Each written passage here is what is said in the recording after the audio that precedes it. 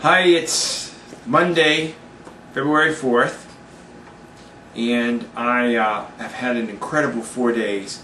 I started off on Friday with Randy, the trainer that I use at Results, and we did some really good things with weights, which was very good. It's one of the reasons why I hired a trainer. I would not have thought of doing that myself. I don't recall reading how to do some of the things that we did, but I guess it's there somewhere. Saturday morning I had a Pilates class, which was really good. I'm really stretching my ligaments and loosening them up. I'm doing the exercises a lot better. My abs are getting stronger, so I'm able to pick my body up, and in Pilates, it's not, anyone can do it, well, for the most part, anyone can do a sit-up when you get a lot of momentum going. Well, in Pilates, it's not like that. It's like you lift your back up, and keeping your back straight, you bend from the from the middle, and it's definitely unique if you do it right. So, and you need to have you need strong abdominal muscles to do this. So, and I'm getting a lot better at that.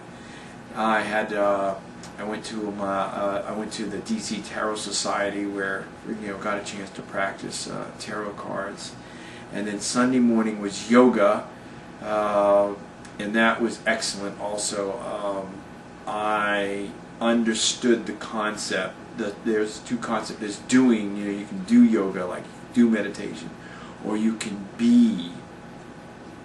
You can be it. You can be yoga. You can be meditation, and it may or may not make sense, but I understood it on Sunday, and it's like he's telling us to do things, and it's like I understand, and so I was able to do things, was able to perform with my body things that I don't think I would have been able to do if I continued to do the yoga as opposed to be the yoga. And then when I came home, I read Neville Johnston's book, Hidden Language Codes. That was very good. I think it's because of all of these other, like Friday, I strengthened my body, which allowed me to go into Pilates, which allowed my ligaments to stretch, which brought me into yoga, which I had the strength and the flexibility to do the yoga exercises, to understand, it's like being, not doing.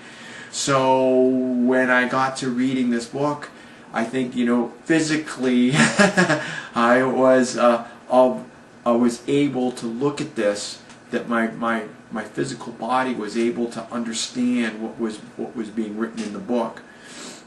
Things that I'd used forever. I realize now that there might be a better way to say it. A couple words are need and want. I've always said, well, I need this, and I thought that was the thing. If you need something, you say, I need it. If you want something, you say, I want it. And the way it was explained to me, and I'm not sure if you'll get it. If you do, good for you, and if you don't, it'll take a while. You really need to think about it, whether you want to or not. It's all right. But when you say, I need something, the universe immediately grants your wish. And if you understand that, you got it. I know I didn't. It's like, what? I don't understand that. So just think about it, though. When you're needy, the universe makes you needy. That's the key. So when it's like, I need a pen, your wish is granted. You won't get a pen. So just think of it that way.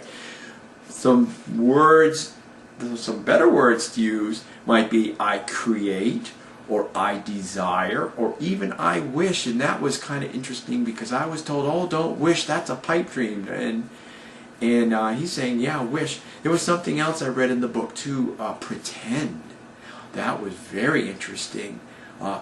Pretend when you want something. Well, pretend that you have it, or pretend that you're doing it.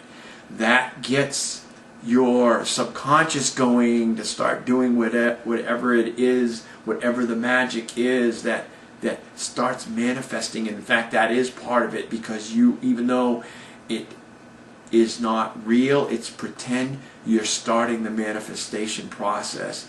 I haven't done that yet, but I was like, oh, that's really good. And I've even had, like, my real estate coach, Floyd Wickman, who has said, when you're in a tough situation with your clients, pull out the old, let's pretend to play real estate. So, I'm like, oh, isn't that interesting? There's a lot of power in pretend, and that's the whole idea behind the book, these power words, using them as opposed to using the non-helpful words, want and blame and justify. There's a lot. I'm not going to go into them all now, but just when you start basically, if you use a word and it's like a silly word, or you don't feel good about it, chances are there's a reason behind it, even if you don't understand what it is. And that reason is just doesn't make sense. It's like, yeah.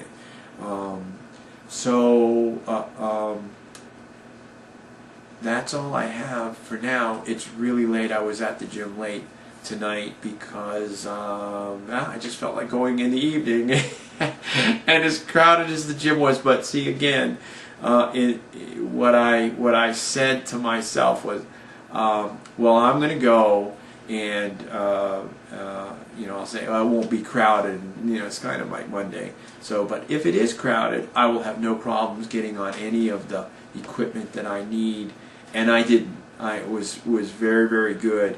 And as a matter of fact, there's an area that we go to stretch and just stretch and warm up, and that area was it was just packed. I guess they were having abdominal classes on it, so I'm like, okay, where am I going to go? But on the third floor, there's a little known studio, and it's really small, so you can't do much there. And in fact, there were a lot of people there too, but I was able to get a corner. I had a mat, and I was able to get a corner. And as I lay down up in the air, I use, my trainer has me using straps that hang from the ceiling, and as far as I knew, there was not one of these strap mechanisms at the gym anywhere. And as I lay down and looked up, guess there was a strap there. I'm like, oh, this is just so cool. So after I did my stretching, the strap was right there, so I was able to do my workout, not having to move, or at least part of my workout. And so I did. So actually things worked out very, very well. There was only one thing I couldn't do, and that was all right. I was able to substitute. But Randy is having me doing things to strengthen my back, which is very good. And that was another thing in yoga. Again, it's just amazing how this all falls together. But Randy was having me work on my back muscles so that basically you don't. There's a lot of people that when they only work on your chest muscles, you tend to your body wraps around like that. But if you and when you work on your back muscles, though, it straightens your shoulders out so that you have, anyways. So you don't do that. And in yoga, and it's really an excellent exercise. We were doing this exercise where it's a push-up, but you're only pushing up with your shoulders. Your arms are straight, and you're lowering, basically your back is caving in and coming out. It was really, really good. I'm running out of time. So with that, I'm going to say love and peace, and I will talk to you later about some of these power words that I've learned from Neville Johnston. But you can find them too. Just go to www.telepathictv.com, and he talks about some of them on his TV show. I'm going to say love and peace. Good night.